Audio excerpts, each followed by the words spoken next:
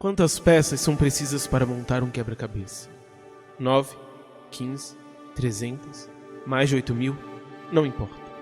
A pergunta é: se todas as peças forem iguais, que imagem formará?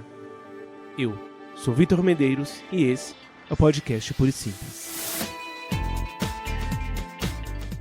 Comigo estão Caio Rios.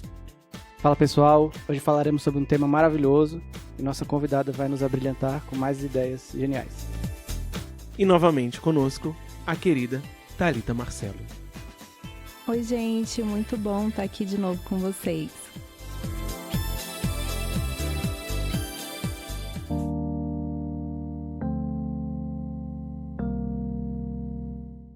Continuando um pouco a discussão do nosso último episódio, a minha pergunta é: como podemos lidar com pessoas que pensam diferente de nós?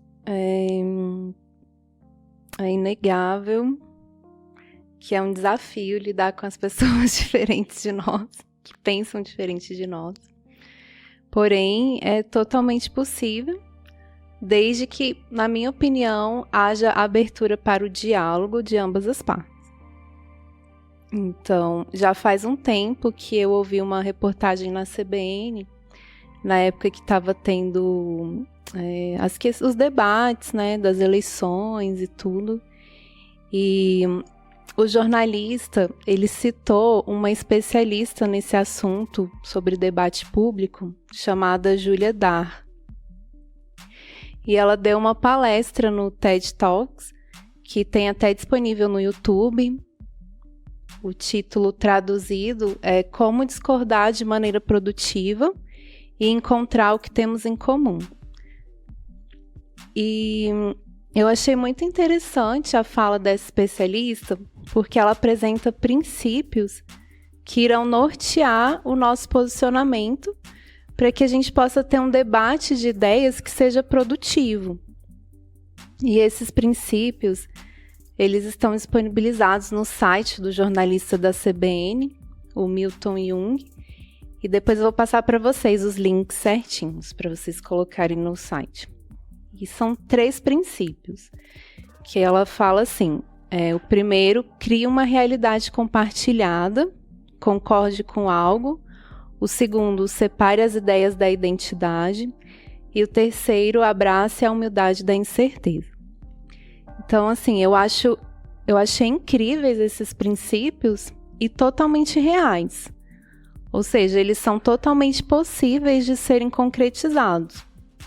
Eu acredito em todas as possibilidades de posicionamentos divergentes, não apenas em debates públicos. Eu acredito que a gente pode exercer esses princípios em todos os momentos que a gente está lidando com essa situação de pensamentos divergentes. E o primeiro passo, né, que ela coloca, que é encontrar algum ponto em comum, eu entendo que sempre poderá existir algo que seja em comum entre as pessoas. Por mais que elas discordem em si e pensem de maneira oposta, mesmo que seja algo muito, muito pequeno, tem algum ponto que você pode entrar em acordo. E isso pode ser uma porta que se abrirá para outras possibilidades de diálogo e compartilhamento. O outro princípio, e que eu considero primordial, é separar as ideias da identidade. E esse princípio, ele é um fator de grande conflito entre as pessoas e que dificulta muito o diálogo.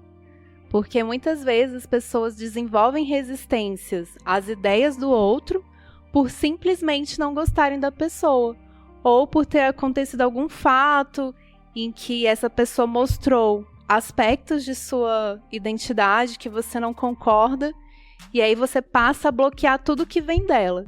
Então, eu acho muito importante você separar as ideias da identidade. Eu diria nesse sentido, não apenas nesse sentido de eu não discordar do outro simplesmente por conta de não gostar do outro, mas também entender que o fato do outro estar discordando de mim não significa necessariamente que ele não gosta de mim. Exato. E isso, na minha opinião, até expressa imaturidade, já que é justamente nas diferenças de pensamento que nós temos a possibilidade de agregar valor na proposição de soluções e geração de ideias. quanto mais ideias diferentes e pensamentos diferentes, mais você tem uma maior riqueza de possibilidades. E aí, o que eu penso é que quanto mais diverso os pensamentos e as ideias, mais a gente tem possibilidade de ações, de reflexões. E o que se coloca é justamente essa habilidade em lidar com a diversidade de forma saudável e equilibrada. E o terceiro ponto, que é abraçar a humildade da incerteza, o terceiro princípio, está relacionado com a ideia de que nós não somos donos da verdade, né? Nós precisamos estar abertos para compreender o outro e aprender com ele.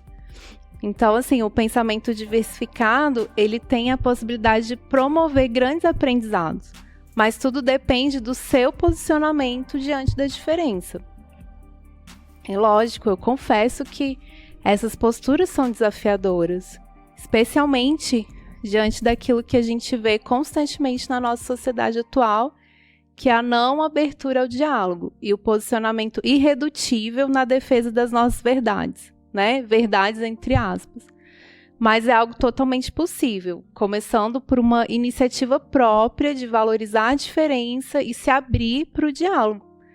Mas considero também que seja importante que ambas as partes tenham esse posicionamento, porque eu acho que é muito mais complicado, muito mais difícil se só uma pessoa está aberta ao diálogo. Eu sei que se uma pessoa está aberta ao diálogo e tentar dialogar, pode existir uma possibilidade, mas quando as duas estão nessa dimensão, quando as duas estão com o coração aberto, flui muito mais, você tem muito mais possibilidade de aprender, de crescer com esse pensamento diverso. Eu diria que o primeiro passo é nós conseguirmos diferenciar aquilo que é importante e essencial e aquilo que é totalmente supérfluo. Porque eu acho que muitas vezes nas igrejas nós encontramos uma diferença de pensamento, uma diferença de opiniões em coisas que são irrelevantes. Já outras são um pouco mais importantes e relevantes. Então, por exemplo, se nós estamos tratando se uma determinada conduta importante é um pecado ou não, nesse caso a diferença de opiniões ela vai fazer muita diferença. Mas se a gente acha que é melhor ficar com todos os ar-condicionados ligados em vez de 3 ar-condicionados ligados, isso já vai ser uma coisa bem menos relevante. Então acho que o primeiro passo é nós tentarmos diferenciar aquilo que é fundamental nós chegarmos em um acordo e aquilo que nós podemos sim ter uma diferença. Então existem pontos que nós vamos precisar chegar em uma unidade. Tem pontos em que é ok eu pensar de um jeito, você pensar de outro. E mesmo naquele que nós vamos encontrar uma unidade, nós precisamos também aprender esse caminho. Mas é fundamental isso, nós entendermos aquilo que é essencial e aquilo que não é essencial. Então, até que ponto eu, de fato, vou precisar entrar em um diálogo, digamos assim, para chegar em uma resposta final, ou até que ponto eu vou simplesmente entrar em um diálogo para entender a posição do outro e não necessariamente isso vai mudar tudo. Eu acho que esse momento que a gente vive já há alguns anos, da tal da polaridade, eu acho que ela fez um desfavor à sociedade, e aí eu trago o que a Thalita falou, dos pontos que ela traz. Eu acho que nesse momento todo, a gente pegou o bom senso, pegou essas dicas e jogou fora, porque quanto mais a gente vê, mais as pessoas estão querendo provar o seu ponto certo, estão querendo agregar quem é igual a ele e detonar o outro. Então é o tempo inteiro essa postura de que a minha postura, o meu pensamento, ele necessariamente é certo. E ele precisa subjugar o seu pensamento, e o seu pensamento tem que deixar de existir, e você tem que virar um igual a mim. E aí eu vejo que na igreja a gente toma um pouco disso, porque a gente não está acostumado, e eu até falei no episódio anterior, sobre essa questão de é bom ter pensamentos distintos. É bom e pode ser edificante, porque você vai ter alguém para dar um contraponto, para falar tal coisa. E se você construir uma relação de respeito com quem pensa diferente com você, os dois vão ganhar. Só que justamente por a gente encontrar pessoas que têm a cabeça, o pensamento irredutível e que acha que é o certo, e qualquer outro que se oponha ou não está errado, a gente vai detonar as relações todas dentro da igreja. E aí a gente não vai ter uma igreja que cresce porque ela vai sempre, as pessoas sempre querem defender o seu ponto, e o seu ponto está correto, e o jeito que ela pensa é o que tem que ser colocado em toda a igreja. E eu acho que é papel dos líderes, e aí, lógico, né, desde o pastor da igreja, é saber conviver com o pensamento diferente e respeitar o pensamento diferente de cada um. E isso tem que vir das demais lideranças para que a gente consiga entender isso. Então não pode nunca um líder ter um posicionamento X, e esse posicionamento, eu não estou entrando no que você falou, João, da questão do pecado, né? Se ele, por exemplo, se ele impõe uma situação X que até pode não ser pecado, mas é uma situação que, por exemplo, pode deixar algumas pessoas constrangidas de fazer, e ele quer impor isso como uma certeza, isso já é um problema. Então, assim, quero tal coisa e tem que ser feito. E se tem alguém que não está acostumado com isso, tem que se respeitar e tem que se buscar um porquê disso. Então, assim, já comentamos outra vez, eu tenho, digamos assim, peculiaridades que elas já foram respeitadas na minha igreja, e isso foi muito bom para a minha edificação, inclusive para eu conseguir, digamos assim, até mesmo trocar um pouco o meu pensamento com relação a isso.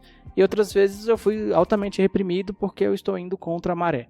Então, e isso, por outro lado, foi muito ruim. Então, assim, precisamos respeitar e gostar de ter um pensamento diferente, porque isso vai fazer a gente entender as coisas. Se me permite um exemplo, de uma reunião que nós estávamos no louvor, e a reunião, já tem um bom tempo, a reunião era porque a igreja está tão fria.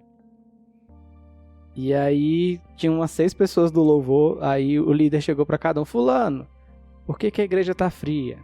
É porque a gente não se consagra. É porque a igreja não se consagra. Aí foi todo mundo até chegar na última pessoa. Não era eu, mas era um amigo meu que foi lá e: fulano, por que a igreja está fria? Mas o que você considera como igreja fria? E aí ele já trouxe um pensamento que justamente o fato de estar todo mundo com a mesma cabeça e ele ter trago outra coisa fez o negócio mudar. Então o próprio líder que começou falando que a igreja estava fria, depois do comentário desse meu amigo, falou: gente, o fulano tem toda a razão e não sei o que e tal. E foi muito bom, justamente porque ele trouxe um pensamento diferente. Parece que as coisas na igreja, elas não podem ser determinadas coisas não podem ser tocadas de jeito nenhum.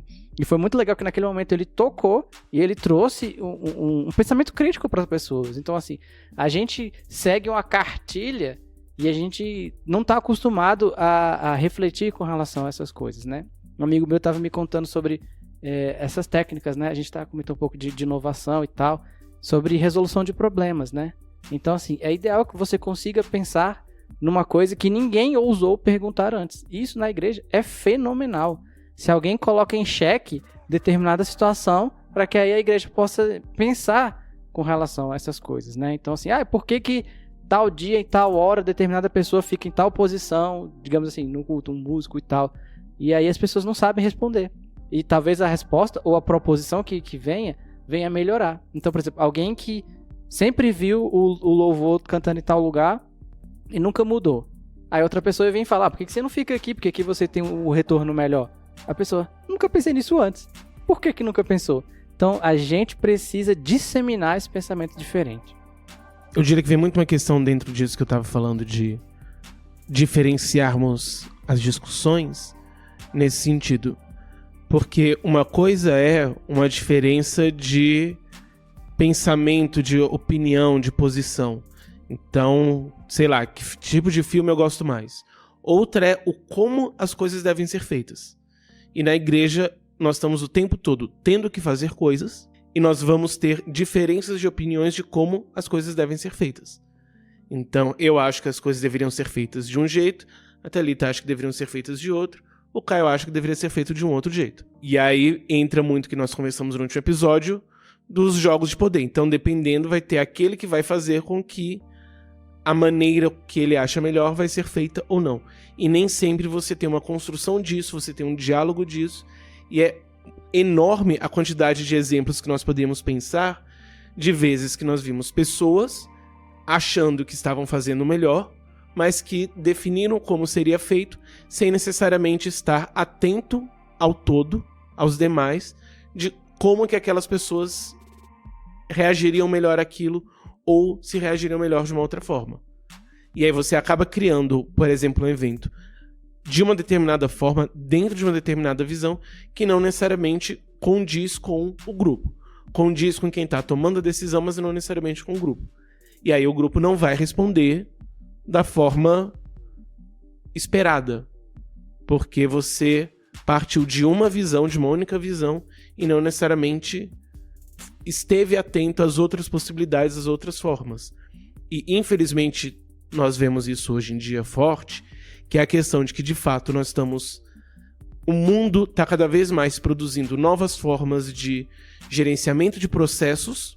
Então, nós podemos cada vez mais pensar os processos, otimizar os processos, mas, por estarmos ainda presos em uma determinada forma de visão, uma determinada forma de ação, nós não conseguimos trabalhar.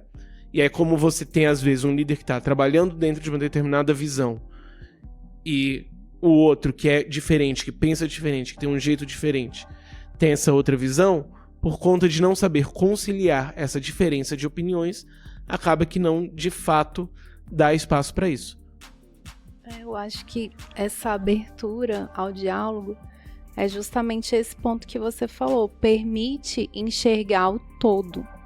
Porque às vezes eu tô tão focada em um aspecto que eu não consigo enxergar outras possibilidades. Mas se eu me posiciono de uma forma aberta a conversar com as pessoas, a entender, a ouvir o que as pessoas, a entender o olhar das outras pessoas, eu vou tendo a possibilidade de enxergar outros parâmetros que eu não estava conseguindo, outros aspectos. E assim eu vou conseguir contemplar uma necessidade maior, entendeu? Do que aquela que eu estava só focando naquilo, só conseguia enxergar aquilo, entendeu? Aí esse ponto que eu falo muito dessa riqueza que possibilita. Quando você conversa, quando você dialoga, quando você explora outras possibilidades e se posiciona com essa intenção de entender o outro, de entender o olhar, a visão, a compreensão das outras pessoas e ver as possibilidades nisso, de trabalhar a partir desse todo e não só daquilo que é meu, daquilo que eu acho. Você abre o olhar para outras necessidades e principalmente outras respostas a essas necessidades. Às vezes você até vê direito a necessidade, mas você está limitado a um repertório pequeno de respostas. E a partir do momento que você se abre para isso, você vê outras formas de responder essa necessidade, além de ver outras necessidades. Isso tem muito a ver, principalmente pensando em liderança, com a questão do amor na liderança. Então, se eu de fato tenho um amor pelos meus liderados, eu vou ouvir. Mas se eu não tenho essa visão, eu vou simplesmente pensar: a necessidade deles é esse, então a minha resposta vai ser essa, e Deus me colocou aqui porque eu sei que essa é a resposta e eu sei fazer. E não necessariamente Deus me colocou aqui para que eu possa ter essa sensibilidade de ouvir a necessidade do outro e a proposta de resposta do outro. E desenvolver também, né? Se você tem um liderado que é, digamos, sei lá, fora do padrão, ou pensa X, pensa Y, pensa Z, o seu papel é desenvolver cada vez mais nisso neles. Você não pode botá-los numa forma para ficar você representado de outra forma, de jeito nenhum. O papel do líder é fazer com que cada um, de acordo com sua personalidade, de acordo com que as suas afinidades melhorem em prol do reino de Deus. O líder é um mero instrumento para fazer isso ser desenvolvido. Se me permitem, vou discordar de Sartre. Sartre, ele dizia que ele não acreditava em Deus, ele dizia que como não tem Deus, então o ser humano ele não possui essência. Então, por exemplo, uma cadeira ela tem uma essência. Então, antes dela existir, existe a essência que é aquilo para o qual ela se destina e depois dessa essência vem a existência. Como o homem não teria um criador, a existência precede a essência. E a ideia dele é basicamente o seguinte: sempre que eu faço uma escolha, eu estou escolhendo não apenas por mim, mas por todos. Então, se eu escolho determinada coisa, determinado filme, eu não estou escolhendo simplesmente por mim, mas eu estou dizendo que para toda a humanidade essa seria a melhor escolha. Em certa medida, eu acho que nós vemos muito nas igrejas, em lideranças, esse tipo de visão. Então, aquilo que eu me tornei através do meu processo, e aqui já trazendo dentro de uma visão cristã, a ideia de fato de que o processo pelo qual aquela pessoa passou foi o processo que Deus quis que ela passasse para que ela se tornasse como ela é, mas eu passei por esse processo e aquilo que eu me tornei é o melhor não apenas para mim, mas para todos. Então, é ideal para todos na igreja que eles sejam iguais a mim. Ou pelo menos iguais àquilo que eu defini enquanto ideal. Mas, se nós entendermos que Sartre está errado por causa da premissa principal, que é de que Deus não existe, e nós entendermos que Deus existe e, portanto, existe uma essência, existe um propósito, então eu vou entender que o meu processo, ele foi o melhor de Deus para mim. Mas o processo da Thalita foi o melhor de Deus para ela e o nosso processo foi o melhor de Deus para a igreja. Então existe um processo de Deus na minha vida, existe um processo na vida dela e nós dois juntos, dialogando esse processo, vai fazer com que cheguemos àquilo que Deus quer. Que não é necessariamente que todos sejam iguais a uma única pessoa.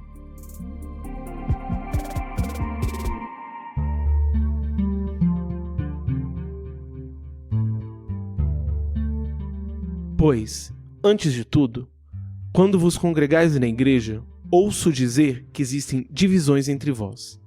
E, em parte, creio. Pois é necessário que haja facções entre vós, para que os aprovados entre vós se tornem manifestos. 1 Coríntios 11, de 18 a 19. A partir desse texto, minha pergunta é: até que ponto podemos ter a mesma fé, mas pensamentos diferentes? Deus, para mim, ele é absolutamente criativo. Eu vejo que ele criou uma imensa variedade de coisas incríveis. Cada detalhe da sua criação mostra o quanto há diversidade em tudo aquilo que ele fez. E a partir dessa concepção, eu vejo o quanto o ser humano é único. Cada pessoa é totalmente singular em suas características. Nós ouvimos muito que irmãos gêmeos são diferentes, né? Então, assim, eu só posso pensar no valor que toda essa diversidade tem para os propósitos do coração de Deus. Eu não vejo o problema na forma de pensar diferenciado das pessoas, mas sim em como reagimos a isso. E eu acho que tem uma inabilidade na nossa sociedade e na igreja, que é um reflexo da sociedade, em lidar com a discordância de ideias e pensamentos. E essa inabilidade, ela gera um desgaste totalmente desnecessário, porque as pessoas acabam entrando em conflitos por não conseguirem ajustar suas diferenças. Talvez um primeiro passo seria entender o quanto as diferenças podem ser enriquecedoras e benéficas para o crescimento e desenvolvimento pessoal e da igreja como um todo, que é o que a gente já vem falando aqui, né? E a partir disso você se posicionar intencionalmente para dialogar e entrar num processo de busca pela melhoria. Eu acredito muito que não é o meu ponto nem o seu ponto, mas como nós podemos encontrar um ponto que, adequando os dois, supere o individual e seja muito melhor. Então, assim... Oi, Hegel! Ele tá todo filosófico hoje, né? Demais, nossa! Eu entendo que, agindo assim, nós estaremos contribuindo para o crescimento do reino. E a nossa fé, ela está fundamentada na palavra de Deus, que não muda. Não, ela é imutável. Mas nós temos ideias e posicionamentos diferenciados sobre os diversos assuntos. E, diante disso, precisamos aproveitar essas diferenças para uma vida melhor, atitudes melhores, ações melhores, que contemplem um todo, né? Como a gente veio falando aqui até o momento. A questão do até que ponto ter a mesma fé e pensamentos diferentes, eu acho que não rola quando você tem um pensamento, o choque de pensamento está colocando em conflito a própria fé. Então, se você está tendo diversidade de pensamento e o pensamento de determinada pessoa está inclinado para, por exemplo, a prática pecaminosa, E eu acho que não é nem sobre a prática pecaminosa em si, mas é sobre a normalização disso. Então, tal coisa é pecado, e a Bíblia fala que é pecado, mas aí vem um abençoado, não, mas tal, se você pensar de tal jeito, talvez não seja, não sei o quê. Eu acho isso muito ruim, porque eu já vi muitas pessoas que, no mínimo, não é nem questionamento, mas com um pouco de esforço desse tipo de pensamento contrário, as pessoas acabam cedendo, e isso é um problemão. Eu acho que esse é o ponto. Então, se você tem diversidade de pensamento, e esse pensamento diferente, digamos assim, ele está levando à prática pecaminosa, alguém tem que tomar as rédeas da situação e falar, olha, nós temos liberdade de diferença de pensamentos, mas a gente não pode de forma alguma abandonar os preceitos da fé, né? E a gente não pode relativizar os conceitos da fé. Então, se eu creio que determinada coisa ela é pecado, e aí outra pessoa, e eu consigo mostrar isso pela palavra de Deus, e é claro, e outra pessoa vem com um papo que não, então as coisas precisam ser organizadas. Ou então quando alguém começa a defender uma doutrina que não é a doutrina bíblica. Então, é porque Jesus fez tal e tal coisa e não fala na Bíblia. E aí começam a defender essas coisas. Então volta e meia aparece, e às vezes aparece e as pessoas gostam desse pensamento dessa forma. Eu não entendo que as pessoas gostam de ser conspiracionistas, por exemplo. Então a gente tem que, dentro da igreja tá surgindo um monte de pessoas que acreditam que a Terra é plana, por exemplo. E é um pensamento diferente. E aí, é ok ter esse pensamento diferente? Ou não, né? Então assim, cogitar que pessoas que acreditam na Terra plana estão invadindo igrejas e a igreja que já é tão criticada no mundo afora já está sendo ridicularizada por mais esse motivo, porque algumas pessoas com a cabeça não sei aonde querem defender que a Terra é plana. Eu acho que cabe aos pastores, aos líderes colocarem, lógico, os pastores que têm noção das coisas, do que está acontecendo, eles precisam intervir nesse caso. Então, se a gente vê um foco de pensamento que é pecaminoso, que é ignorante no sentido de que leva as pessoas à ignorância de uma coisa, ele precisa ser, digamos assim, controlado, né? Para não dizer jogado fora, ele precisa ser controlado. Então, se alguém chega na nossa igreja e começa a defender a prática ou a não prática da vacina, né? Essa pessoa não pode ser dada a voz, entendeu? Parece meio preconceituoso, mas não. Nós entendemos que tal coisa ela é boa para o ser humano, mas alguém, por algum motivo conspiracionista, quer tirar isso e quer prejudicar a vida dos outros. Então, eu acho que a pergunta é até que ponto. Eu acho que esse é o ponto. Eu acho que esse seria o ponto. Pra mim, certamente, é uma dificuldade muito grande saber se até que ponto.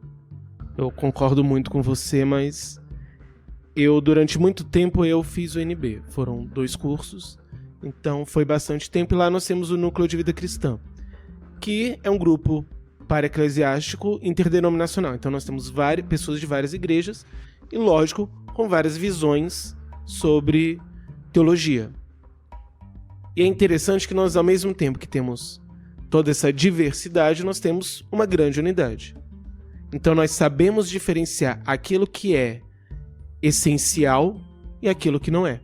Nós conseguimos diferenciar aquilo que nos une e aquilo que nos separa. E, a partir daquilo que nos une, nós conseguimos construir algo. Mas, ao mesmo tempo, eu tenho experiências, principalmente com algumas pessoas na igreja, que vai para o caminho completamente contrário. Principalmente em termos de vivência prática de fé, imaginando vivência prática com muitas aspas.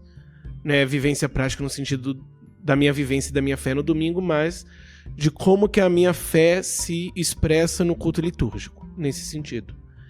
Então, é um pouco a ideia de existem certas manifestações que são expressões de fato de Deus, e não estar dentro daquelas manifestações, eu não estou... Deus não está em mim. Deus não está agindo em mim, o Espírito não está se movendo em mim.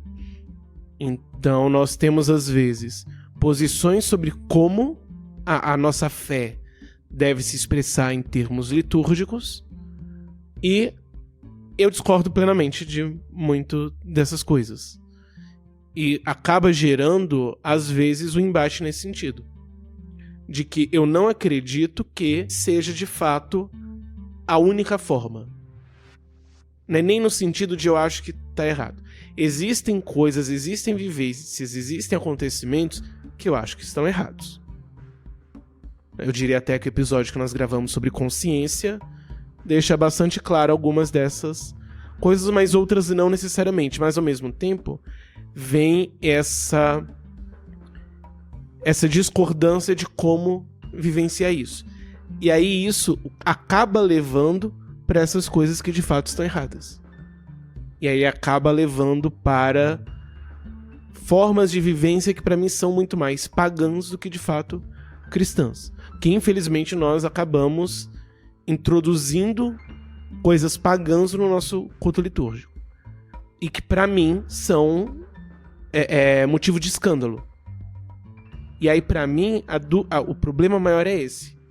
Porque eu consigo conviver com aquele que pensa doutrinariamente diferente em certos aspectos doutrinários, mas em termos de liturgia e as questões doutrinárias por trás, mas que não são expressas, são apenas implícitas, eu tenho uma diferença e um incômodo muito grande. E aí pra mim fica a questão muito grande de até que ponto eu lido e levo isso e até que ponto eu questiono, eu dialogo ou simplesmente me isolo, porque geralmente não tem abertura dos dois lados para o diálogo. Então até que ponto eu me isolo, até que ponto eu questiono, até que ponto eu tento construir outra coisa, até que ponto eu deixo nas mãos de Satanás para a destruição do corpo. Então você está falando que a fé ela se expressa na compreensão doutrinária das pessoas. Porque assim, você estava falando muito dessa questão de como a compreensão doutrinária dela, entendeu? E como isso reflete no dia a dia dela na igreja. Porque eu estava entendendo a questão da fé em relação à fé em Deus, a fé na palavra, né? De crer na palavra de Deus. E agora que você falou, eu entendi mais nessas questões de doutrina. É porque para mim não existe uma diferença tão grande. Todas essas coisas estão juntas. Então, eu crer em Deus, quando eu digo que eu creio em Deus, existe uma construção teológica em cima do crer e existe uma construção teológica em cima do Deus. Eu posso ter essa construção mais consciente ou menos consciente. Ao mesmo tempo, a minha prática, tanto em termos litúrgicos como em termos da minha relação com Deus no meu dia a dia em casa, como na minha relação com o outro na igreja ou com o outro no trabalho, tudo isso vai ser permeado por essas visões, por esses posicionamentos teológicos. Às vezes eu vou estar consciente disso, às vezes eu não vou estar consciente disso. Então, a maneira, por exemplo, que eu estou diante do momento de louvor, e aquilo que eu canto, como eu canto, e como eu creio que isso deve ecoar em mim, ou no outro, ou na igreja, não se trata simplesmente do fenômeno, mas aquilo que está por trás do fenômeno. Então, a minha posição sobre o louvor, ela é, antes de mais nada, teológica. Mas ela vai se expressar na prática. E aí, às vezes, nós temos na igreja determinadas práticas que não necessariamente quem está colocando essas práticas está ciente do processo teológico por trás delas, mas impõe essas práticas. E existe, da minha parte, um questionamento, muitas vezes, daquilo que está por trás. E que, às vezes, por exemplo, é uma questão, por exemplo, às vezes sutil. Mas, às vezes, nós vemos uma questão muito forte sobre o quando é o louvor. O louvor, ele deve ser, muitos vão defender que ele deve ser antes da palavra. Porque isso vai fazer com que o coração das pessoas estejam preparados para receber a palavra. Então a ideia é mais ou menos o seguinte: eu vou me utilizar dessa estratégia da música para fazer com que as pessoas estejam mais preparadas, e o principal é: Deus vai agir mais a partir do momento que eu faço isso. Então, eu crio esse tipo de ritualística para controlar Deus. E nós vemos, não só nisso, mas de modo geral na igreja, muito disso. Então, nós temos determinadas práticas, ou nem necessariamente a prática em si, mas a forma como nós fazemos certos ritos que nós fazemos na expectativa de isso vai fazer com que Deus haja mais, ou isso vai fazer com que Deus haja menos. É diferente, por exemplo, de eu pensar: vou colocar a palavra antes e as pessoas estarão muito mais preparadas para louvar a Deus. Então eu posso pensar isso de várias formas, mas eu construo isso dentro de uma visão. E que muitas vezes, nesse caso, e é isso que eu questiono muito essa questão do paganismo em muitas práticas nossas, que vem uma ideia de um controle de Deus. Então eu sei o que eu posso fazer para fazer com que Deus haja mais ou haja menos.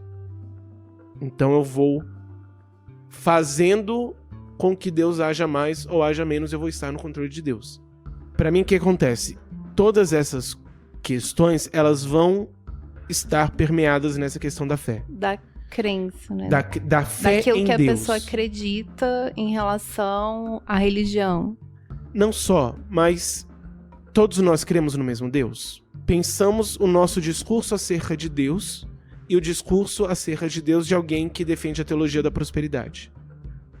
Nós cremos no mesmo Deus, mas ao mesmo tempo não é um cristão e alguém que adora Shiva. Os nomes das divindades são o mesmo, mas a maneira como nós compreendemos e nos relacionamos é completamente diferente. Mas isso não vai se dar necessariamente no nome ou no grosso do discurso. Vai se revelar através de questões menores, em certa medida. Menores não no sentido de relevantes, mas menores no sentido de mais sutis. E aí a minha questão, de modo geral, é muito isso. Até que ponto essas questões revelam, de fato, uma crença, não diria nem exatamente no mesmo Deus ou em Deus diferente, mas uma crença realmente saudável, ou uma crença que está adoecida ao ponto de realmente precisar de um socorro. Por isso que, para mim, essa questão de diferenciação entra dentro da ideia de fé. Então, que às vezes você vai ter posições soteriológicas completamente diferentes da pessoa da igreja do lado, mas as diferenças práticas vão mostrar muito mais em questões realmente sérias de pessoas, às vezes, na mesma igreja. Você, João, falou algumas coisas que são muito críticas, assim, no sentido de que a igreja realmente pratica isso. E aí eu tenho alguns exemplos, por exemplo, que me incomoda é com relação a você ter divergências doutrinárias fortes e que essas divergências doutrinárias elas são jogadas e que não há um controle do que está acontecendo. Então nós vivenciamos há pouco tempo professor de ABD defender maldição hereditária. Então assim, maldição hereditária... E demônio territorial. Isso, demônio territorial, maldição hereditária. E aí a própria revista da EBD estava se posicionando contra. A Declaração de Fé das Assembleias de Deus se posiciona contra. E enfim, nosso pastor se posiciona contra. E a pessoa estava defendendo a prática, a existência da teologia da maldição hereditária e dos demônios territoriais. E isso se manteve e a aula terminou e não foi feita, digamos assim, uma correção em momento algum. E esse tipo de situação me incomoda, porque as pessoas estão falando o que querem. E as pessoas não estão preocupadas em estudar o que é que a gente crê, de fato. Elas, às vezes, eu já vi situações de pessoas que leram ficção cristã e adotaram a prática que lá é descrita como real e vivem com relação a isso. Então as pessoas vão em outras religiões e pegam determinadas coisas das outras religiões e adotam isso pra gente. Então eu vi lá no candomblé que a entidade funciona de tal jeito. Então necessariamente eu tenho que encarar o demônio dessa forma. Então assim, esse tipo de coisa vai sendo, digamos, cuspida diante da congregação e não há depois um controle da situação. Então isso é muito crítico. Então uma coisa que também acontece, ou melhor, que não acontece, é dar nome aos bois. Então assim, tem igrejas que ficam defendendo a prosperidade acima de tudo. Cara, fala, olha, a Igreja Universal do Reino de Deus defende teologia da prosperidade, não entendemos que isso é bíblico por X, X e Y, entendeu?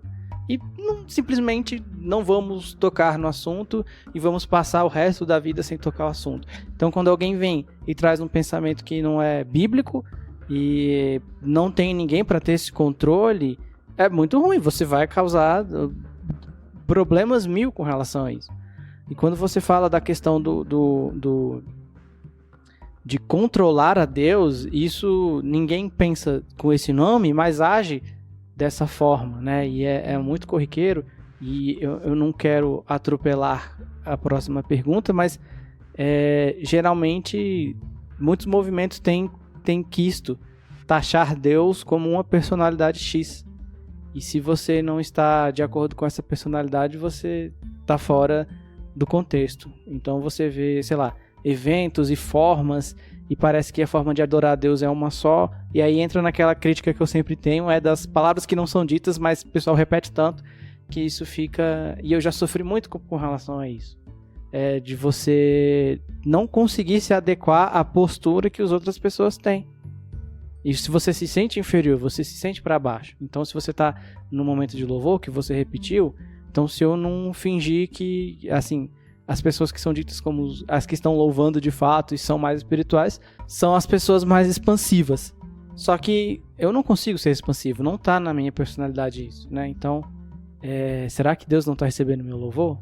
E nem por isso você está deixando de sentir a presença de Deus, né? Ou de sentir Ele trabalhando no seu coração, tocando na sua vida. Exato, eu acho que tem muitos movimentos aí atuais que eles defendem um Deus que só se é possível relacionar com esse Deus de determinada forma. E essa determinada forma, ela necessariamente se expressa através do como você louva, do como você estende sua mão, do que você faz. Do quanto você chora. Do quanto você grita. Então, a gente teve um tempo aí que o povo... porque eu sou um adorador extravagante. Meu filho, o que é isso? O que você tem noção do que você está falando? Por quê? Então, assim, e com isso veio essa coisa de você louvar a Deus com macaquices sem fim, entendeu? E eu não sou o cara das macaquices sem fim.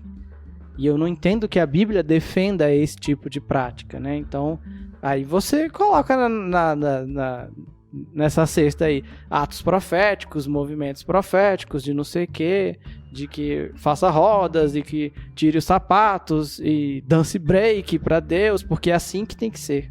Só abrindo um parênteses, toda essa criticidade que nós temos com a igreja, na verdade, porque nós amamos muito a nossa igreja, não simplesmente a igreja de modo geral, mas a nossa igreja local, e por isso, às vezes, esse posicionamento tão duro de querer, tão zeloso de querer que ela melhore.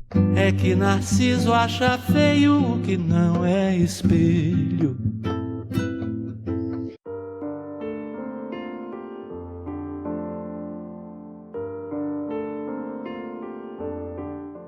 Como podemos lidar com pessoas de personalidade diferente da nossa? Eu acho que, do ponto de vista da igreja, a gente tem que primeiro entender o que vem a ser uma personalidade diferente. Porque a personalidade diferente não indica que a pessoa é doente espiritual, e aí vamos comentar daqui a pouco, e tampouco que ela é fria ou quente, ou o que quer que seja. E quando a gente fala de personalidade, eu lembro muito de um livro chamado O Poder dos Quietos, que é um livro que, assim, mudou muito a minha forma de pensar. E ele é de uma autora chamada Susan Cain. A gente vai colocar o link na descrição aí, na postagem. E ela para pensar e refletir sobre a introversão. Então, assim, o que vem a ser a introversão, quem são os introvertidos e qual o papel deles na sociedade e como a sociedade, em geral, lida com eles. Então, assim, é uma literatura que muitas pessoas vão se sentir muito identificadas justamente porque alguém encontrou, está falando tipo assim, é como se alguém te entendesse.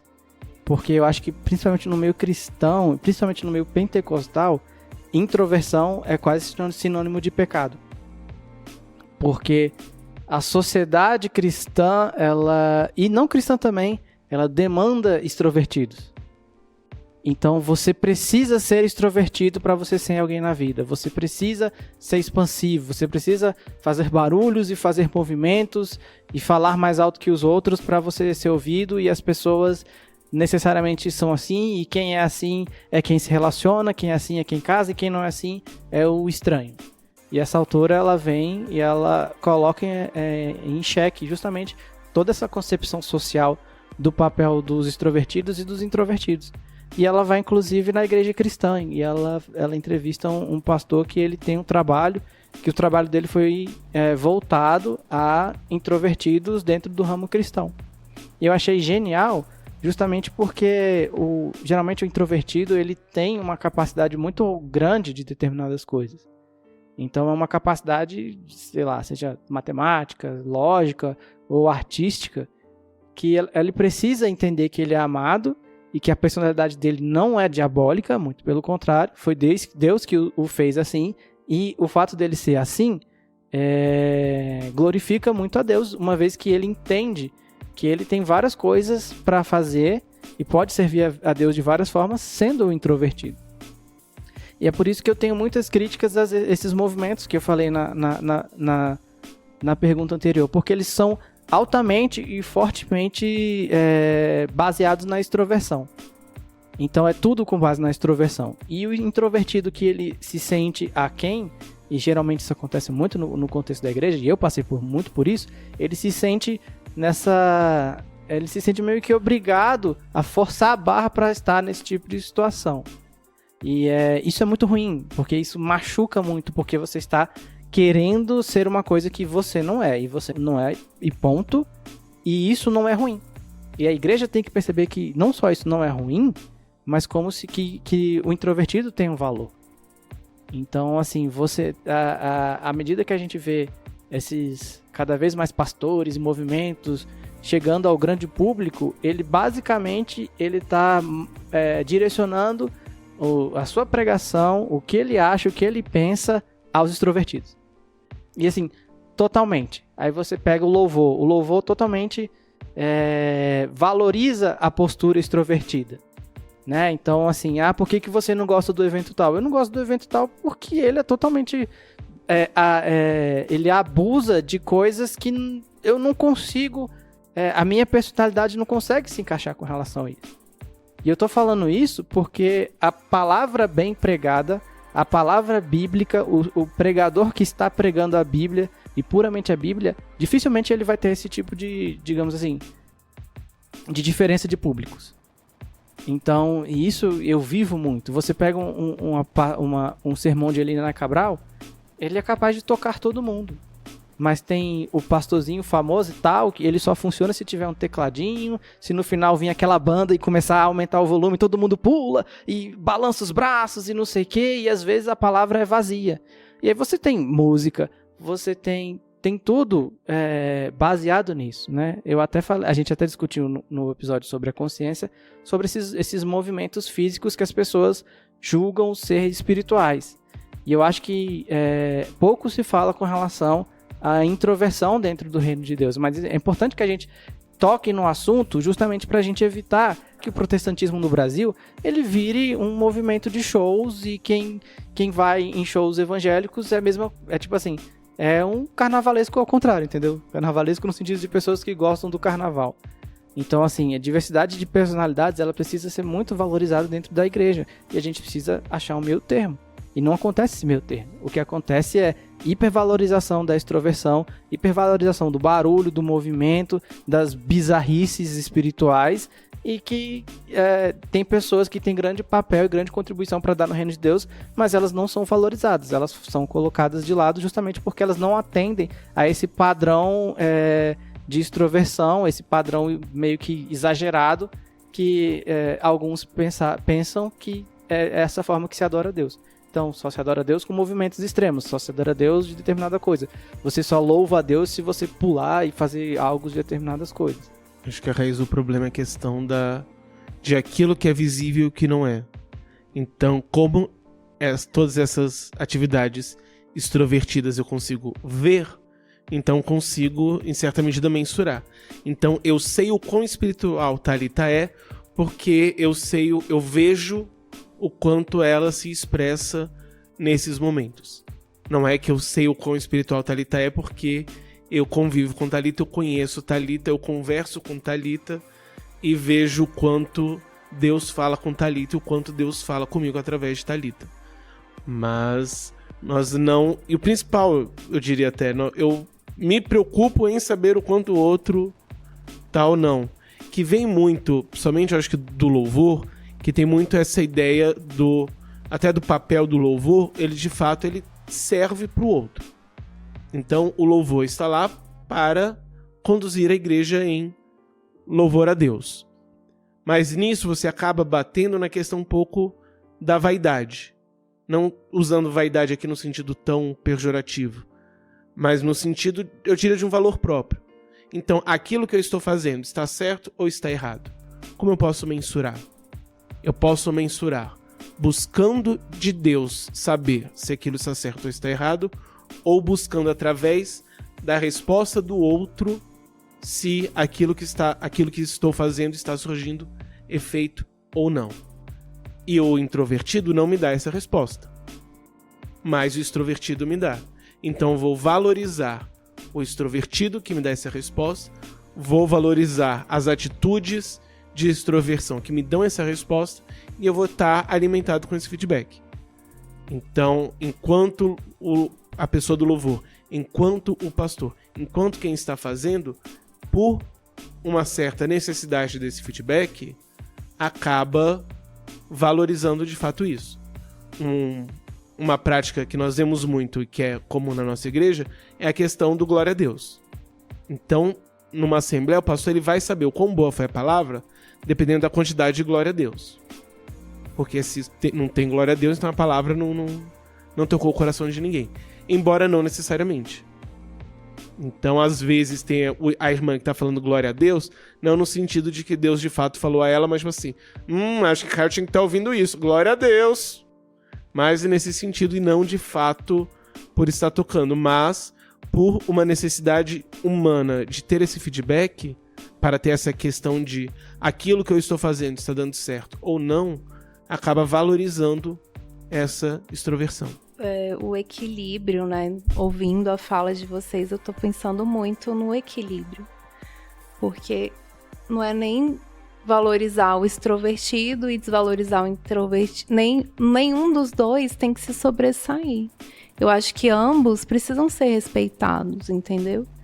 Acho que a pessoa extrovertida, se ela realmente entende e se expressa dessa forma diante de Deus e para ela se sente à vontade, assim, ela precisa disso, eu que sou introvertida, vou respeitar o jeito dela. Mas eu também preciso que ela respeite o meu jeito. Porque tem muito... Eu entendo isso, eu já vivi muito isso também que vocês falaram e tem muitos julgamentos, né? As pessoas estão muito preocupadas com o outro. Se preocupa com a sua vida com Deus. Se preocupa com o seu momento com Deus. E eu acho muito importante isso que você falou, de que uma equipe de louvor, né? Ela não está preocupada com o Deus trabalhando na própria vida dela, mas está esperando o feedback de Deus, mas está preocupada em ver se a igreja, se as pessoas estão dando feedback. Então, eu acho que esse equilíbrio é muito importante, que entra nessa valorização da diferença, de respeitar cada pessoa da forma que ela é, entendendo que Deus criou cada pessoa desse jeito específico. Eu entendo muito disso e eu acho que o nosso posicionamento diante das diferenças é muito importante. Porque se eu entendo que cada pessoa é do seu jeito específico e valorizo isso, o meu posicionamento vai ser de respeito. O meu posicionamento não vai ser de querer te mudar, de querer te colocar dentro do meu padrão, dentro dos meus moldes, né? E também eu vou entender, nossa, Deus está trabalhando na vida desse irmão também. Mesmo que ele não esteja gritando, berrando, se jogando no chão, mas Deus está trabalhando. Que entra naquilo que a gente falou anteriormente também, de não colocar a forma que Deus trabalha na minha vida, não achar que é a forma que Ele tem que trabalhar na vida de todas as pessoas. E aí, eu também acho que isso se relaciona muito com a questão da inteligência emocional. Porque se eu lido bem com as minhas próprias emoções, se eu me sinto seguro com as minhas emoções, se eu gerencio o meu emocional, eu vou ter relacionamentos mais saudáveis e equilibrados. Eu vou ter relacionamentos mais respeitosos com aqueles que são diferentes. E ultimamente eu tenho me interessado muito pela questão da comunicação positiva, que é uma perspectiva, uma forma de se comunicar não violenta. E eu acho que quando a gente quer que as pessoas entrem no nosso padrão, muitas vezes a gente está cometendo uma violência com a pessoa. Se tem uma pessoa que é mais quieta, que é introvertida, e eu quero que ela saia gritando, se ela não estiver gritando, Deus não está agindo na vida dela, o Espírito Santo não está trabalhando na vida dela, eu acredito que isso é uma forma de violência. Você está fazendo a pessoa se sentir mal, ela vai sem achar que ela é desajustada, que ela não é uma pessoa adequada, né? Eu sempre tive esse problema, sempre estive em crise, porque eu não me sentia adequada dentro dos padrões que se exigem, né? Porque eu falo baixo, ou porque às vezes eu sou muito séria. E eu acho que a gente tem um grande papel de proporcionar bem-estar emocional para as pessoas também. É algo muito interno, mas o social também faz uma diferença muito grande. E se eu respeito cada pessoa do jeito que ela é, eu estou promovendo essa confiança, eu estou promovendo uma postura mais adequada diante das situações para todas as pessoas, para que elas se aceitem, para que elas se valorizem, para que elas possam se entender, se compreender, se respeitar e enxergar o seu próprio potencial. Porque isso que o Caio falou é muito sério. A gente vê muito o potencial de pessoas que são extrovertidas. E aqueles que muitas vezes são introvertidos são deixados de lado, né? E eu acho que entra também nessa outra questão de que todas as pessoas têm que ter um papel de liderança. Eu vejo isso muito também nas igrejas pentecostais, que você sempre tem que almejar exercer uma liderança. E eu acho que a própria Bíblia fala, né? Que uns são para mestres, outros para pastores. Então, assim, eu acho que cada pessoa tem aqui o seu propósito que Deus criou.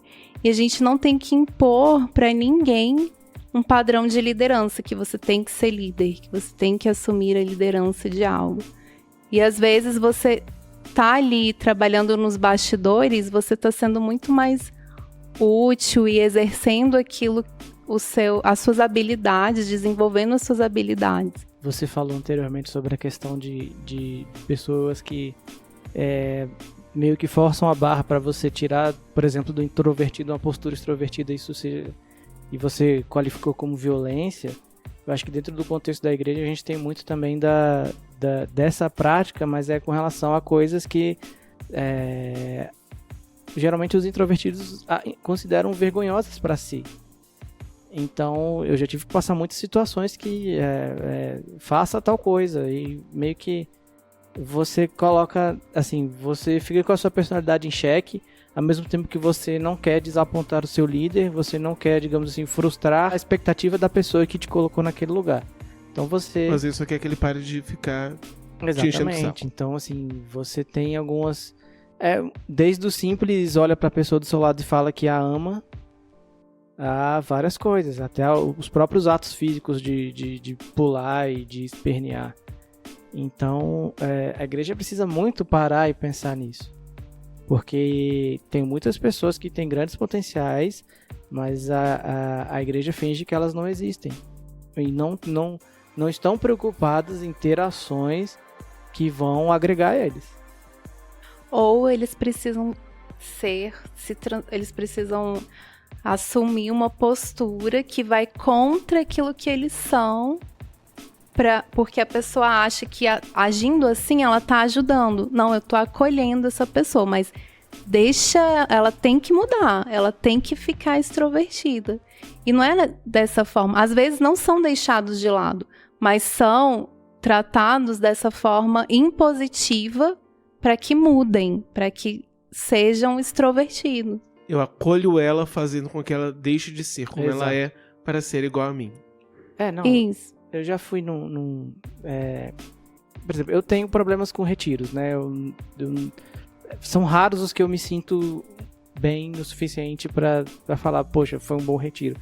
Porque é um ambiente que eu não consigo me sentir representado e também não consigo me sentir identificado. E eu respeito quem gosta, quem vai, quem faz. É uma bênção, tudo bem. Pra mim é um pouco mais difícil, só que eu tenho que passar a minha vida inteira com a cobrança das pessoas por que eu não fui ou por que eu não, né? E isso é quase no sentido que, tipo assim, você passa 11 anos da sua vida servindo a Cristo. Só que você não vai no retiro, é como se você adorasse ao demônio. E eu lembro de uma experiência que eu tive, e é muito ruim, pessoalmente, você ser o único nesse tipo de coisa. Eu tenho uma experiência de participar de um retiro que não tinha dormitórios, e era todo mundo num grande corredorzão, com várias camas, e eram todos aqueles homens, né, se expressando junto e tal, e eu não consegui estar no mesmo, porque a quantidade de informações e de coisas e de brincadeiras e de barulhos, eu tive que me isolar. E o fato de eu me isolar gerou comentários com relação a isso. Então, assim, é muito ruim para mim estar num ambiente que eu não estou me sentindo bem, eu não estou me sentindo acomodado. Então, eu não consigo dormir direito, eu não consigo ir ao banheiro direito, eu não consigo me relacionar direito, porque eu estou num ambiente que ele é totalmente tomado por pessoas e pensamentos extravagantes e que eu não consigo ser eu. Então, assim, as pessoas vêm do retiro dizendo, nossa, Deus me abençoou. E eu venho pro retiro dizendo, ainda bem que acabou, porque eu não estava conseguindo ser eu naquele lugar onde a minha personalidade, ela não era respeitada de forma nenhuma. Então, assim, tinha 50 homens dormindo perto e fazendo o que eles fazem, e eu tive que me afastar. E graças a Deus que eu eu tenho amigos que têm personalidades similares à minha, e no ambiente de trabalho também eu tenho muitas pessoas que têm a personalidade junto a mim, para eu não me sentir um completo alienígena ou me sentir fora do contexto humano, digamos assim. Mas a igreja, ela valoriza tanto, e às vezes as pessoas buscam tanto não ser considerados, digamos assim, o estranho, que elas abrem mão. Então é bem provável que dentro daquele grupo de várias camas juntas e pessoas extravagantes juntas, tivesse lá 3 ou 4, 5 pessoas introvertidas, mas que elas não queriam se sentir afastadas do grupo. E eu acho que a igreja não faz absolutamente nada para que esse tipo de pensamento seja considerado. Então, é importante falar isso no podcast, inclusive, porque as pessoas vão se identificar quando elas escutam, e é um espaço que eu tenho. Mas o fato a igreja não está preocupada em fazer com que cada um se sinta identificado pela personalidade que ela tem. Seja não ir no retiro, ou seja você ir à reunião de oração, que começa às 10 da noite, depois de um dia exausto de trabalho, e você querer ficar sentado no canto, está aproveitando o momento, mas você quer ficar sentado no canto e não pulando, mas ainda assim ser julgado e ficar recebendo 1 milhão de indiretas, porque você está sentado no canto, aproveitando o momento, só que sentado.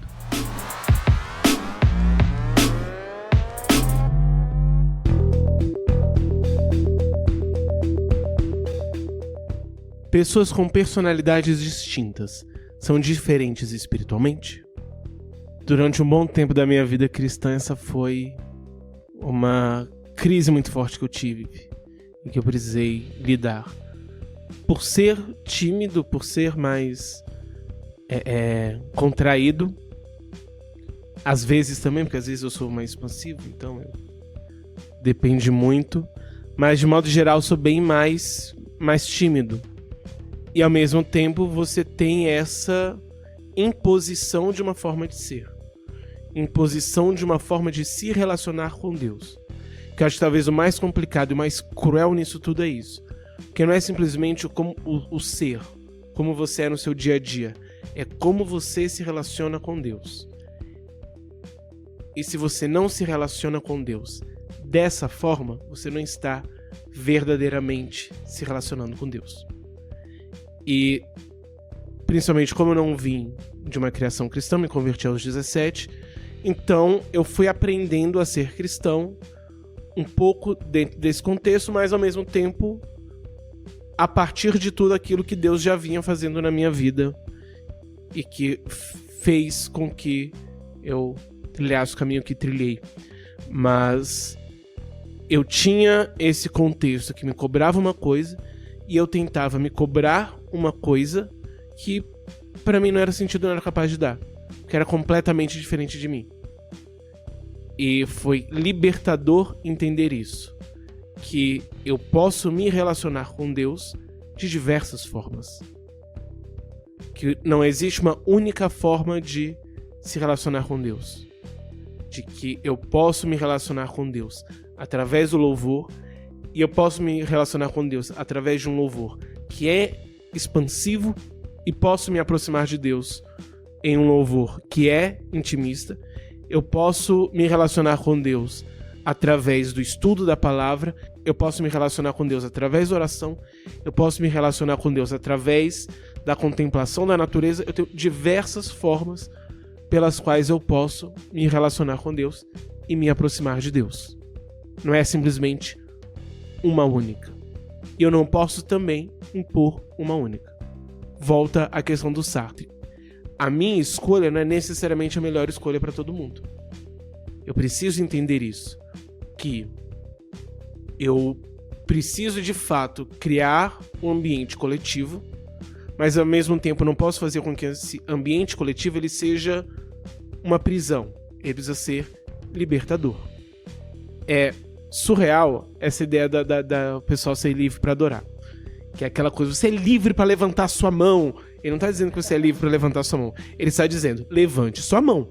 Você tem que levantar a sua mão. Você é obrigado a levantar a sua mão nesse momento. É uma forma educada de dizer. É uma forma educada de dizer que você é tudo, menos livre. E eu acho que muitas vezes na nossa vivência litúrgica, principalmente no que tange louvor, nós acabamos entrando nisso. Que é, eu vou definir como você vai usar a sua liberdade. Que ela vai ser tudo, menos livre. Porque a partir do momento que a sua liberdade atinge também a minha, e não no sentido de me impedir, mas no sentido de fortalecer ou não a minha escolha, então eu escolhi levantar a mão, você não. Se a minha escolha foi a melhor, então você também precisa levantar a mão. Então você precisa entender, assim como eu entendo que você é livre para levantar a mão, então levanta a mão porque você é livre. Mas a gente muitas vezes acaba entrando nisso na igreja, de em vez de dar espaço, de fato, à liberdade, a possibilidade de expressões diversas, nós tentamos padronizar. E aí pra mim foi libertador isso, eu entender que nós precisamos, em certa medida, de um espaço coletivo, de fato, em termos de louvor, em termos de palavra, em termos de oração, mas também nós precisamos respeitar individualmente a forma de cada um e também, mesmo nesse momento coletivo, respeitar a forma de cada um. Porque senão a gente acaba caindo nessa coisa de a pessoa que não levanta no louvor, ela tá endemoniada. Ela não se converteu, ela tá em pecado. E qualquer coisa do gênero. Então, eu acredito que o Espírito Santo, ele não muda em sua essência. Ele é o mesmo. Mas a forma como ele age na vida de cada um é muito específica. Eu volto naquela questão que Deus, ele nos fez de uma forma única e singular. e Ele nos permitiu ser da forma que nós somos, através das experiências que a gente já vivenciou, dos relacionamentos que a gente tem, da família, tudo que nos constitui, Deus permitiu que nós chegássemos a ser dessa forma, específica, singular, única, e Ele trabalha na nossa vida dessa forma, totalmente única, totalmente específica. Mesmo que o Espírito Santo não mude em sua essência, Deus trabalha nas nossas vidas da forma como Ele quer, da forma que é melhor dele para nós. E eu vejo muito nisso essa questão do batismo com o Espírito Santo, né? A gente vê muito que as pessoas acabam tendo a ideia de que você só é batizado com o Espírito Santo, de que o Espírito Santo só habita em você se houver a manifestação de línguas. E eu não concordo com isso. Porque você rasga a lista de diversidade de dons e deixa só falar em línguas. Exatamente. Eu acho que o falar em línguas é uma manifestação dos dons do Espírito Santo. Mas a partir do momento que você reconhece Jesus Cristo como seu único Salvador, o Espírito Santo, ele já está em você. Porque é ele que convence do pecado, da justiça e do juízo. Então, eu já sofri muito. Antes de ser batizada, antes do manifestar das línguas, dos dons do Espírito, através de línguas estranhas na minha vida, eu sofria muito. Porque eu achava que o batismo com o Espírito Santo era somente isso, falar em línguas. E eu achei, gente, Deus, o que está acontecendo? Eu estou em pecado, por que eu não falo em línguas estranhas? E Deus trabalhou isso na minha vida. Esse dom foi manifesto na minha vida. Mas foi totalmente desnecessário esse sofrimento. Porque eu achava que Deus, por que todo mundo falava línguas e eu não? Então, assim, eu acho que isso tem que ser trabalhado da forma correta, para as pessoas entenderem. O evangelho puro e simples, ele tem que ser trabalhado de forma correta. A palavra de Deus, ela precisa ser trabalhada de forma correta. E da mesma forma, essa questão de que o Espírito Santo, ele atua de diferentes formas, da forma que ele achar melhor na vida de cada pessoa. Não é porque ele atuou de uma forma na minha vida que tem que atuar na vida do João, do Caio, de seja quem for, da mesma forma. Você pegou um ponto interessante aí, e aí eu quero fazer uma confissão, não no sentido de confessar uma besteira que eu fiz, por exemplo, mas de que de todo o tempo que eu tô, né, em contato com a igreja, eu nunca vi uma pessoa que estivesse ok com o fato dela ser considerada não tendo Espírito Santo por não falar em línguas. Eu não conheço um ser humano que ficou, opa, ok, vou continuar aqui. Porque isso necessariamente traz você é menos que o outro. Então, assim, eu já vi, por exemplo, aula sobre o tema e fala, não, porque o batismo com o Espírito Santo é um revestimento de poder e tarará, tarará, tarará. Ok, concordo com isso. Mas quando vai se colocar na questão da língua, aí as pessoas acabam se confundindo, porque defendem muito língua, depois falam, mas eu conheço uma pessoa que eu nem nunca falar, mas a pessoa que expressa tanto o caráter de Deus. Então, assim, eu sei que é polêmico, é difícil colocar nisso, mas o que eu quero trazer do ponto é justamente a abordagem que se faz em geral, é a abordagem que leva a pessoa a se sentir oprimida. Você não está motivando a pessoa a buscar mais a Deus, você está taxando ela de que ela não é espiritual o suficiente. E aí outra pessoa que está eu já vi pessoas que forçaram assim, a barra, né? Tem aquele momento e tal. Pessoas falando gutural do lado, assim, forçando um negócio. Porque, primeiro, que tinha aquela pressão em cima do cara orando. E outra, porque elas queriam e aí vai muito no que a gente está falando, essa expressão externa do negócio. Então, eu acho que o jeito que a igreja aborda o falar em línguas, ele prejudica as pessoas a não falarem línguas. Então, assim, se a gente defende a busca constante se a gente defende, inclusive, que você pode falar em línguas, não necessariamente num contexto, né, da gritaria, a gente começa a entender isso mesmo como uma coisa que não é bizarra, entendeu? E sem ter essa postura de que o falar em línguas, ele necessariamente vem seguido de uma expressão quase que animal da pessoa, e que essa pessoa, e quem não alcança esse estado extremo é porque não busca Deus o suficiente e tal. E é muito sério, porque você acha que Deus não te ama. Exatamente. Você chega a um ponto a achar Deus não me ama. Ou então eu não consigo alcançar o coração de Deus. E a Bíblia fala que não tem nada que a gente possa fazer para Deus nos amar mais ou nos amar menos. Exatamente. Mas eu acho que às vezes as pessoas que defendem essa prática, às vezes nem se dão conta disso.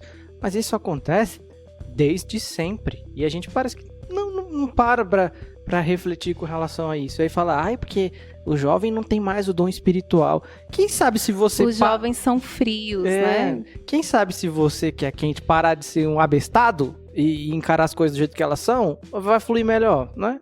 Eu com relação ainda a esse conflito que a gente tem, eu já tive muito esse trauma que acho que todos nós aqui tivemos, que é de se sentir menos espiritual por não ter essa postura expansiva.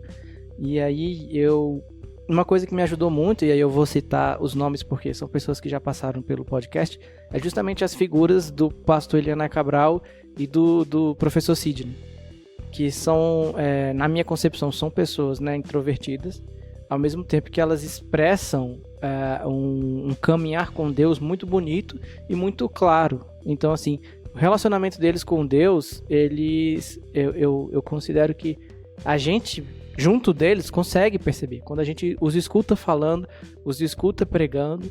E isso, para mim, foi um grande exemplo para eu parar com a neura. De me sentir menos porque eu não estou dentro desse grupo exagerado, na minha concepção, digamos assim. E não tem problema nenhum você ser exagerado, ou você ser extrovertido. E aí o problema é justamente da falta de identificação com pessoas com personalidades mais próximas à minha. E aí eu acho que dentro do contexto da igreja, a figura dos dois me fez abrir os olhos de falar, poxa, olha aí.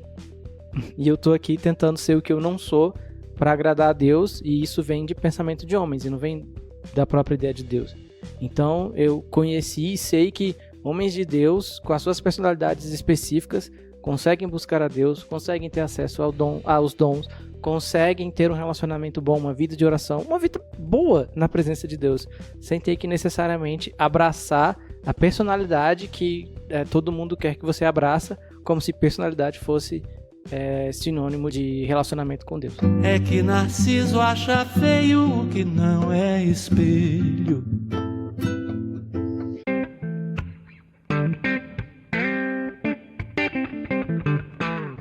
Pensando agora em pontos um pouco mais específicos.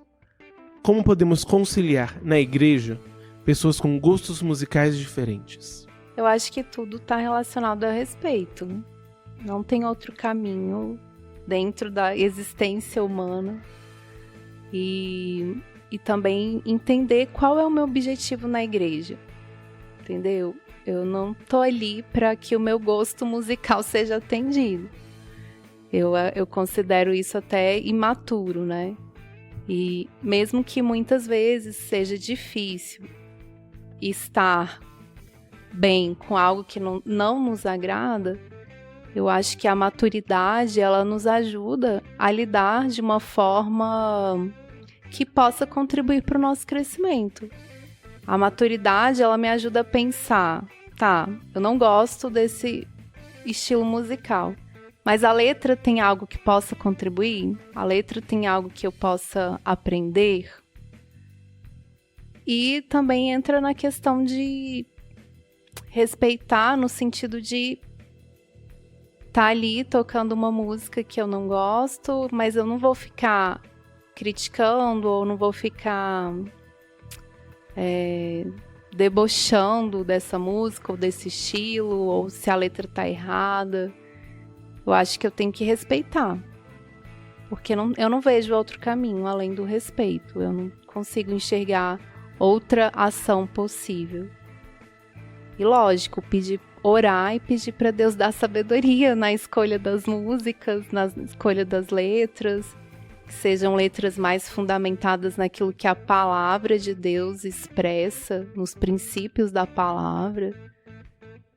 Eu acho que vai muito por aí, porque Deus, ele tá conduzindo a igreja, né? A igreja não pertence a mim, mas pertence ao Senhor. Então, acho que ele tem o poder para, assim, quebrar essas escolhas erradas. Com relação ao estilo musical, eu concordo com a Thalita quando se fala que a igreja não necessariamente precisa atender os seus gostos musicais. Mas eu acho que a música cristã, em geral, ela tem o poder ela consegue atender a todos. Por exemplo, eu acho que os hinários, em geral, eles têm uma característica assim, que consegue agregar a todo mundo. Isso é muito legal. E o meu problema não é que eu queira que a igreja atenda o meu estilo musical, o meu gosto musical. A minha crítica maior é porque, por exemplo, inventa-se um estilo musical que geralmente a letra não está bem de acordo com a palavra de Deus e assume-se quase que é o estilo musical oficial da denominação. Isso não pode acontecer, entendeu? Porque você vai... Eu acho que esse tipo de coisa... E aí a gente tem alguns extremos, por exemplo, a música dita música pentecostal, né? Que é essa música do pandeiro aí, esse tipo de coisa. O meu problema com essa música é quando ela tá fora da palavra de Deus e quando se considera que ela representa a Assembleia de Deus no mundo. Não representa. O que representa a Assembleia de Deus no mundo musicalmente se chama harpa cristã. E eu não sou... O meu problema é justamente porque... parece que há um esforço grande em se colocar esse tipo de música específica em todo o contexto, né? Então, assim, a música do fogo é a música que traz o Espírito Santo. E aí vem na que a gente falou hoje, né? Do controlar a Deus. Enquanto isso, a gente tem... E aí também vem essas músicas, né?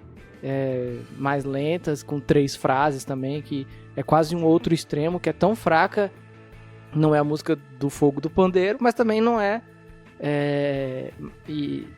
mas também falha teologicamente falando. Que de certa forma tem o mesmo objetivo, que é tentar trazer o poder de Deus à força. Exatamente. E nós temos 2 extremos, eu vou, né, na minha cabeça considerar 2 extremos, que ficam se valorizando cada vez mais e coisas legais nesse meio termo vão sendo colocadas de lado.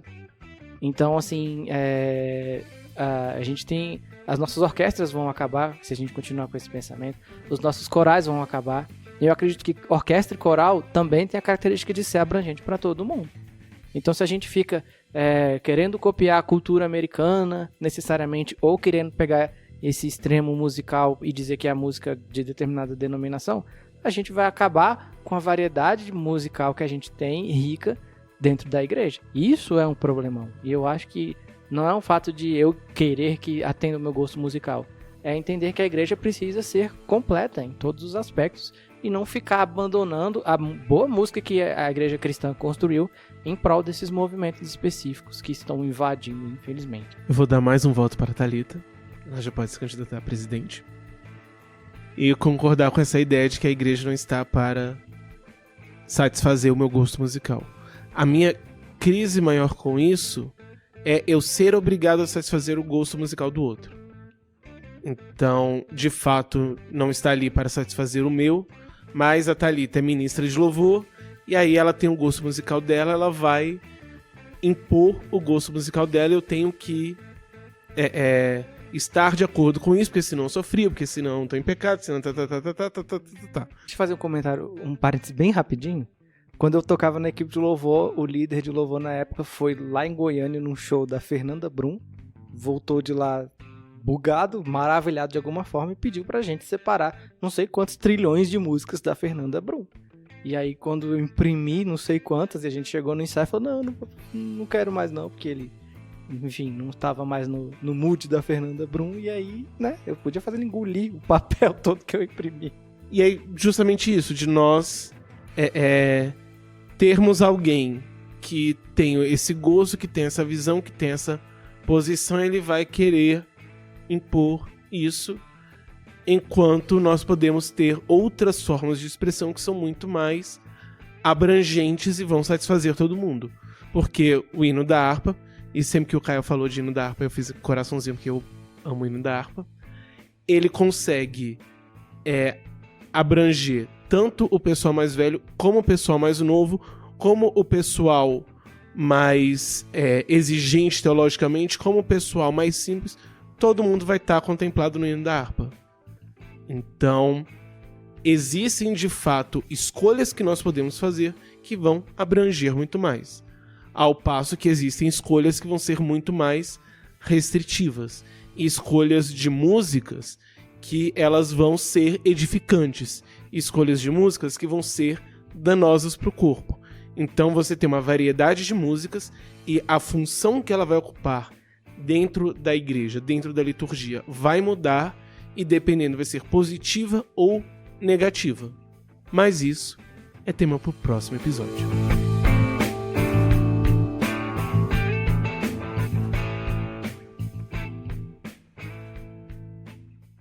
Please listen carefully. Muito bem, pessoal, chegamos ao fim de mais um episódio. Muito obrigado a você que nos acompanhou até aqui. Eu queria fazer um convite especial nesse episódio. Você viu que a gente desabafou muito, né? Contou muitos problemas, muitos traumas. E eu queria aproveitar esse momento para convidar você que está escutando a gente, não importa o meio, se você acha que é legal você comentar alguma história que você passou, sobre você ser muito introvertido e as pessoas te forçarem ao contrário, ou até mesmo você ser extrovertido e te forçarem a ser um pouco menos do que você é muito legal que você compartilhe isso conosco. Pode ser tanto no Instagram, que eu vou dar daqui a pouco, ou na postagem lá no nosso site. Vai ser muito legal ter contato com você, que às vezes está se sentindo sozinho nesse mundo, e vai ser muito legal interagir com você pra gente aprender junto e fazer com que a igreja melhore à medida que a gente se entende e consegue trabalhar junto, beleza? E eu queria agradecer já a presença da Thalita, que mais uma vez abrilhantou o nosso episódio e nos ajudou e nos edificou muito.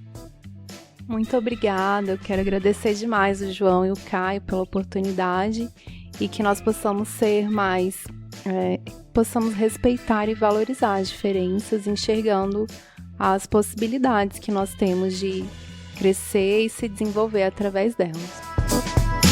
Pessoal, nós somos o Podcast Puro e Simples. Você nos encontra no site podcastpurosimples.com.br. Lá você encontra não só o áudio que você está ouvindo, mas também um texto extra com vários conteúdos que você pode enriquecer o seu conhecimento e nos ajudar também. Você pode deixar o seu comentário lá ou também pode se relacionar conosco por meio das redes sociais. Vamos lá? O nosso Twitter é Puro Simples Cast, o nosso Instagram Podcast Puro Simples, e você pode deixar um comentário, deixar a sua ideia, deixar a sua crítica, deixar a sua sugestão, que a gente vai ler e vai responder com muito carinho. Queria pedir para você também se inscrever no nosso canal do YouTube. É só você chegar no YouTube e colocar Podcast Puro e Simples. Lá você encontra também o áudio de todos os nossos episódios, e nós também colocamos um minuto que cada pergunta é feita para você poder ir direto, para você, por exemplo, quer continuar depois, saber por meio do minuto, e também para você compartilhar. O pessoal que não tem tanto contato com o podcast, é uma boa forma de você compartilhar, que é pelo YouTube. Então você acesse e nos procure no YouTube, Podcast Puro e Simples, e você se inscreve no canal, clica no sininho, deixa um comentário e um like, que vai nos ajudar bastante, beleza? Você nos encontra também nos agregadores de podcast, dentre eles o Spotify, o iTunes, o Deezer, Google Podcast, entre outros. Com certeza você vai encontrar o nosso podcast na lista, certinho? Thalita, você pode fazer uma oração pra gente encerrando? Pai, nós te louvamos, Senhor, engrandecemos o teu nome, ó Deus. Toda honra e toda glória sejam dadas a ti, ó Pai.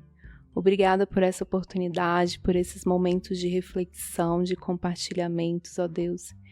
Te peço, Senhor, que o Senhor esteja conduzindo as nossas vidas, o teu Espírito Santo, de todos aqueles que vão nos ouvir também, ó Pai, para que nós possamos ser mais parecidos com Cristo, para que nós possamos viver a tua palavra, Senhor, para que nós possamos, de fato, colocar em prática o amor do Senhor através das nossas ações, através das nossas decisões, que em tudo que fizermos, ó Pai, nós sejamos pautados na Tua palavra, que é a verdade, ó Deus.